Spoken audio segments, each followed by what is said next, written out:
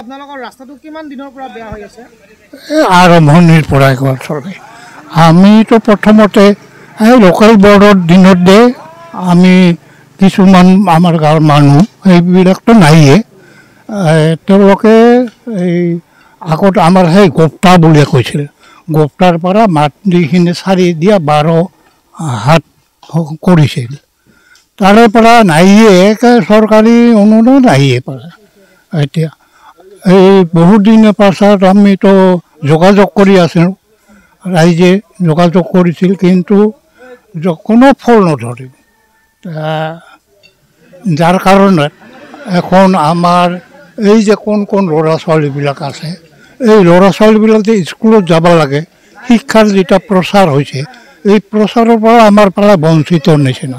এই বোকা পানী এইবিলাকে যে স্কুলত যাব লাগে, তাৰোপৰি এই যে বেমাৰ পাতি হ'লে আমাৰ ইয়াত মানে এই 108টো নাহে, ডাক্তৰো কল কৰিলে নাহে। গতিকে এই অৱস্থাত আমি পৰি আছোঁ।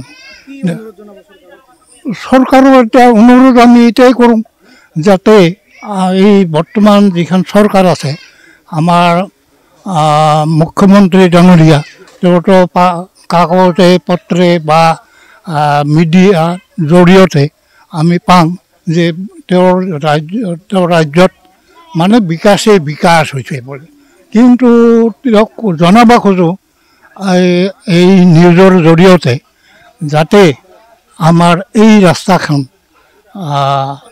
উন্নত ধৰণৰ হয়, তাৰ কাৰণে অনুৰোধ কৰিলোঁ।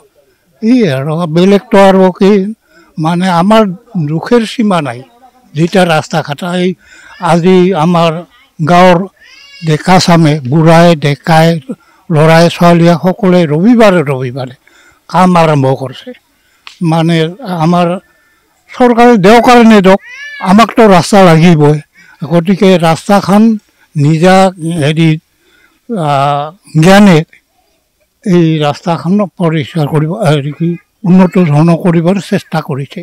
চৰকাৰক এতিয়া মানে আশাবাদী দিছে, দিলেতো আমি ল'ম, কিন্তু আমি আৰু পুনৰাই মানে অনুৰোধ নকৰোঁ।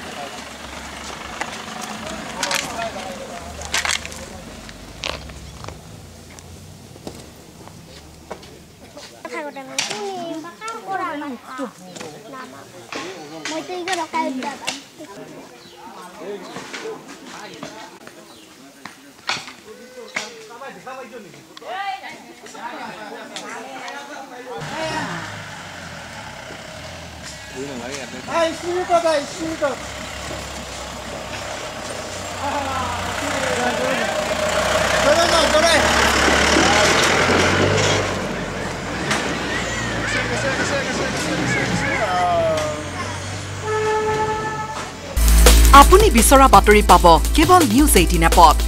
নিউজ 18 এপ ডাউনলোড কৰিবলৈ স্ক্যান কৰক এই QR কোড। গুগল প্লে ষ্টৰতো পাব এই নিউজ 18 এপ।